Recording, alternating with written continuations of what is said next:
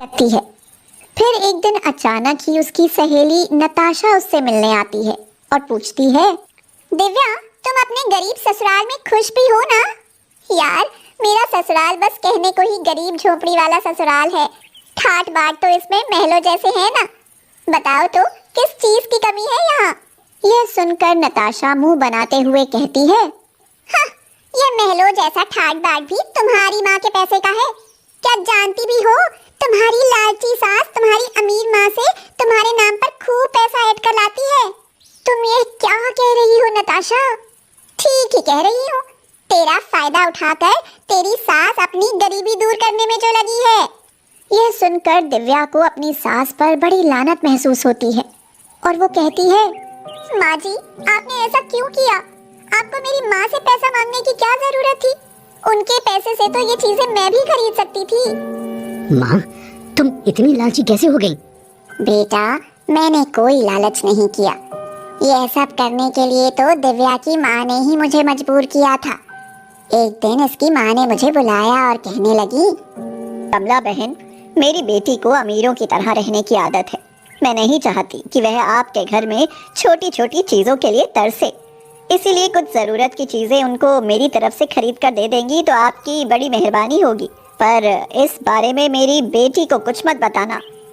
माँ जी, मैंने आपसे कब कहा कि मेरे लिए ये चीजें खरीद कर ला दीजिए? अमन, मैंने आपसे घर जमाई बनकर रहने को कहा तो आपने मना कर दिया। फिर अब यह लालच क्यों? क्या मैंने आपकी गरीबी से कोई शिकायत की? दिव्या, माँ ने जो भी बताया, क्या वो झूठ है? हाँ, झूठ है अमन। अब आप मेरे साथ चलिए, हम दोनों माँ के साथ रहेंगे। पर मैं अपनी माँ को छोड़कर नहीं जा सकता दिव्या। तो फिर मैं चली अपनी माँ के पास। माँ जी, ये गैस चूल्हा, washing machine, TV, fridge, AC सब आपको मुबारक। मुझे नहीं पता था कि ये संस्कार सिर्फ दिखावा होते हैं। यह कहकर दिव्या ससुराल छोड़कर अपने मायके चली जाती है और उसके आने पर शारदा तो फूली नहीं समाती और कहती है, बेटी, तू ही नादान निकली। मुझे तो पहले ही पता था कि गरीब अमीरों के साथ बस लालच के लिए रिश्ता बनाते हैं। अब तो देख लिया ना तूने। माँ, बस कुछ मत कहो, मुझसे भूल हो गई। अमन का घर छोड़कर दिव्या खुश नहीं रह पाती। वह हमेशा दुखी रहने लगती है। उसका प्यार और जिंदगी से विश्वास ही उठ जाता है। ना ढंग से खाती है और ना रह पाती है। यह देख शारदा कहती है, बेटी, उन लालची गरीब लोगों के लिए तुम इतनी परेशान क्यों रहती हो? माँ, पता नहीं किस मनहूस राक्षस की नजर लग गई। मुझे समझ नहीं आ रहा कि जो मुझे पलकों पर बैठा कर रखते थे, वे इतने खुदगर्ज कैसे हो गए। बेटी, ये गरीब होते ही ऐसे हैं।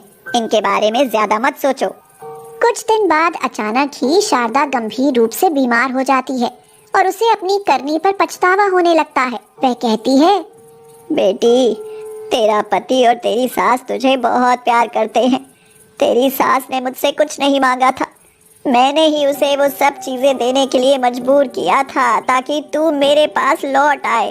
यह सुनकर तो दिव्या के पैरों के नीचे से जमीन ही खिसक जाती है। उसे अपने पति और सास पर बहुत प्यार आता है और हद से ज्यादा गर्व होता है। वह तुरंत अमन और कमला से अपनी गलती की माफी मांगती है। फिर सब मिलकर बीमार शारदा की देखभाल करते हैं और वह ठीक हो जाती है। शारदा और कमला एक दूसरे की तकलीफ समझ जाती हैं और सब खुशी खुशी साथ साथ रहने लगते हैं। गगन जंगल से जलाने की लकड़ियां लाता और उन्हें शहर लाकर बेच देता। एक दिन गगन लकड़ियां लेने जंगल में जाता है तो भयंकर तूफान में फंस जाता है। वह रास्ता भटक जाता है और जंगल के बीच एक आदिवासी गांव में पहुंच जाता है। उस गांव की सभी औरतें पत्तों के बने बहुत ही सुंदर गाउन पहनकर घूम रही थीं। यह देख गगन आश्चर्यचकित रह जाता है और सोचता है, अरे वाह, यहाँ तो औरतें और लड़कियाँ पत्तों के बने गाउन पहनकर घूम